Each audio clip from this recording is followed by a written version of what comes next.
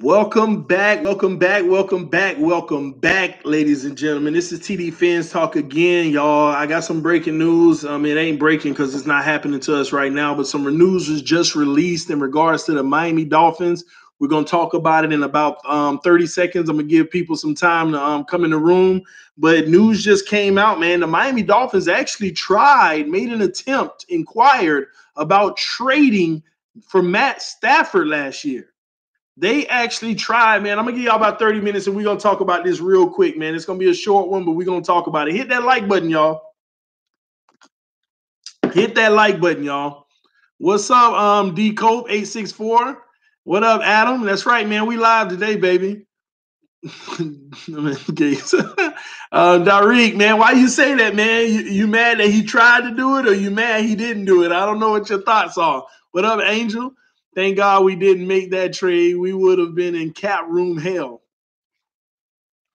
I'm back. Yep, I got the notice. Gase had no faith in Tannehill either. I'm mad he tried. Reserve statue, we're going to start with your comment, and that's going to lead us into this conversation. Reserve statue say Gase had no faith in Tannehill either. That may have not have been the case, homie. That may have not have been the case. See, once again, I am a reader of words. I break down the words and what they mean and what they don't mean, what it tells us and what it doesn't tell us. Just because a report says that Adam Gase tried to go after Mathew Stafford in a trade, don't mean it was for Tannehill. It could have been when Tannehill got hurt and Gase was like, all right, we need somebody now. We're doing so well. I don't know when it happened. The report didn't tell us when it happened. But if I was to guess, it wasn't at the beginning of the season when we were winning. It was when Tannehill went down and Gase got tired of Brock Osweiler not being able to throw a completion past 15 yards. That's when that happened, okay? I believe that. This isn't fact, but this is because the article doesn't give us facts on that. But I believe it was when Tannehill went down and Gase knew he was in win now mode. And this probably leads to the point of when Stephen Ross said, I fired Gase because he wanted to win now. He wanted to win now. And furthermore on that, they said Gase reached out to Matt Patricia and inquired and said, what would it take for us to get Mathew Stafford from you? What would it take? And basically, that probably was Matt Patricia probably didn't say, hey, we're not getting rid of him.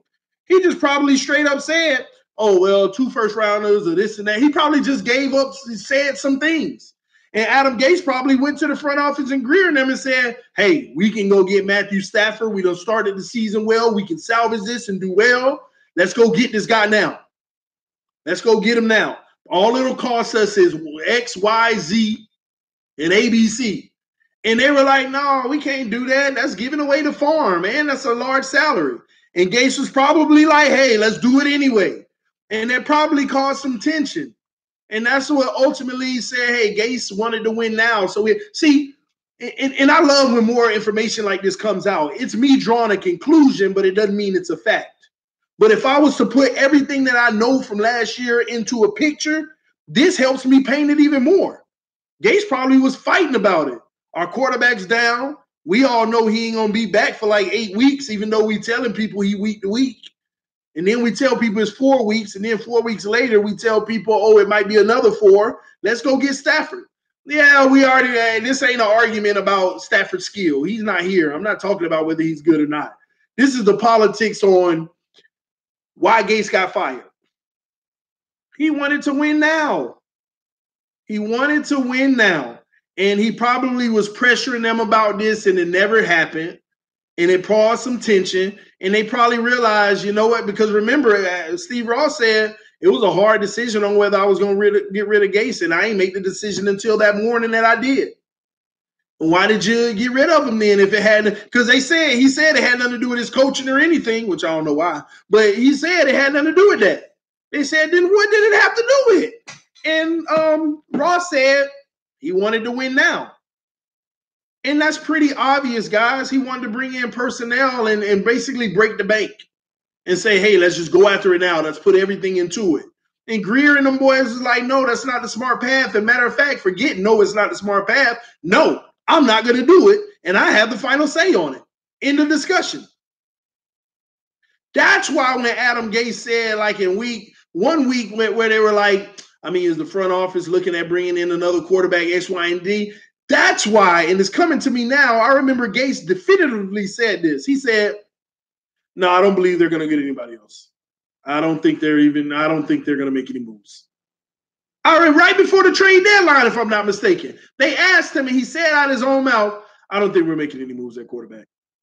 I remember that. And the way he said it was kind of funny to me, and that was making me feel like he said it because he wanted something to happen. They basically said, no, shut up.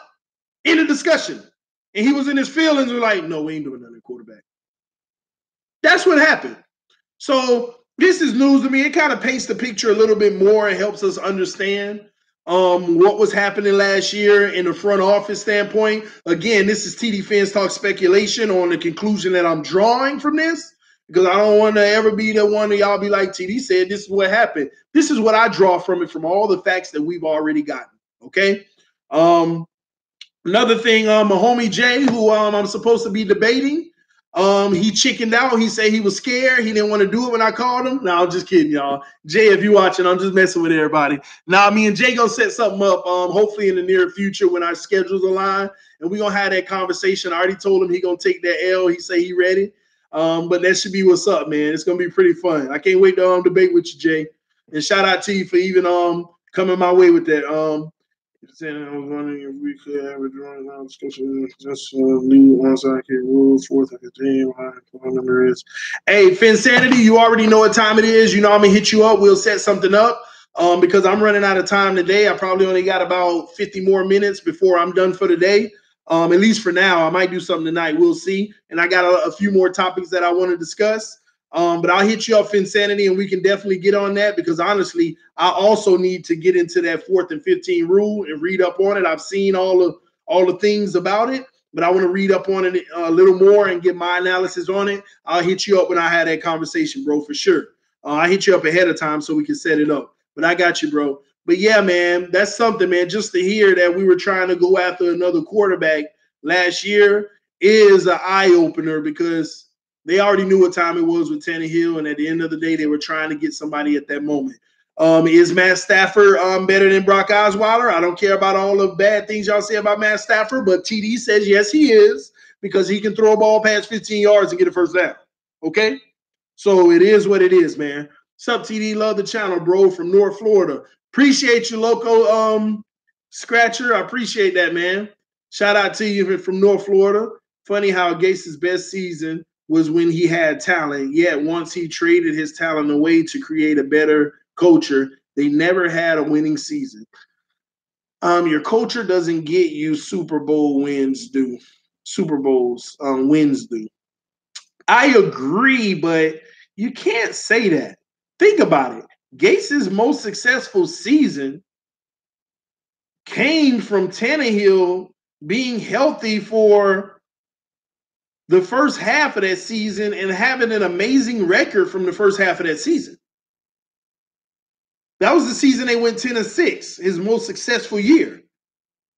Did Tannehill not lead them to like 8 wins? 8-2 or something like that, if I'm not mistaken? So that was his most successful season. But his quarterback went down. And they only got like 2 more wins for the rest of the season. So I see what you're saying, but I'm not going to put that on talent, especially if you're not one to say that Tannehill was talent. It was Tannehill going down that even messed up that season. So, and then it's been shaky quarterback play ever since. So it's hard to say that. I know what you mean, but it's hard to say that, man. It is really hard to say that. Thank God Stafford getting $30 million a year. Oh, that would have hurt. That would have hurt our soul if we would have had him on our payroll. Welcome back. I was trying to do some laundry in between streams. That's what's up, Vicky. Wasn't that Gase's first season with Philbin's guys, not Gase's guys? Either way, I didn't like Philbin's guys, nor Gase's inherited guys. Jarvis Landry, we weren't going to pay him that money. And ain't it funny how much Jarvis Landry was getting paid at that time? We quick to say we got rid of the talent, But the only reason we had it in the first place was because of the amount of money we were paying him. Ain't it funny to say Jay Ajayi was getting paid? He wasn't getting paid. These guys weren't on these contracts where they demanded all that money when he had his most successful season. Come on, man. I wonder why this is coming out now that Tannehill is gone.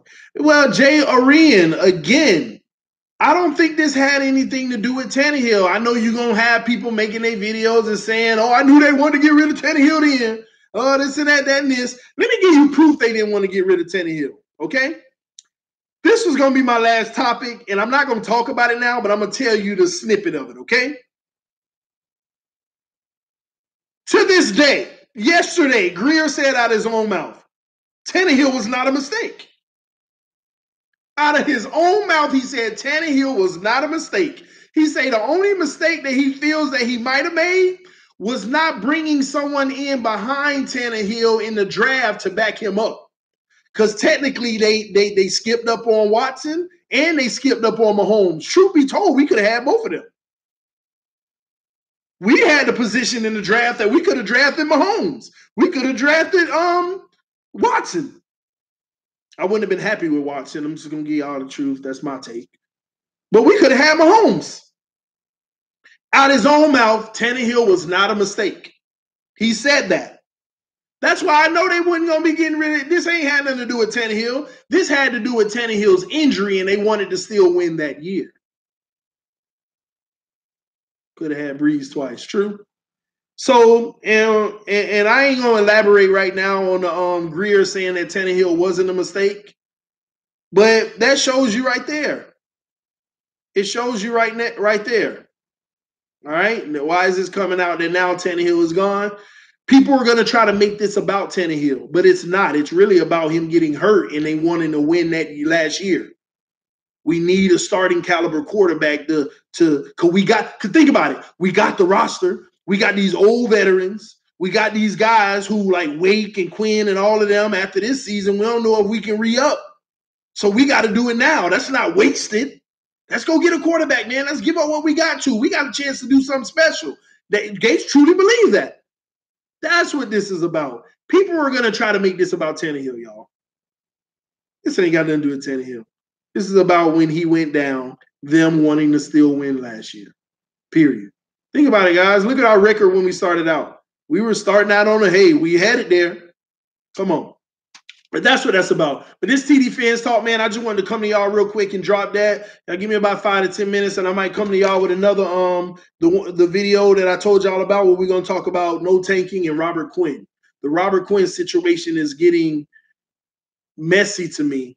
Even though all signs and reports ain't saying nothing messy, it's not getting like a messy, but it's getting messy to me. And we'll talk about why. This TD Fans Talk, man. I'll see y'all in a little bit.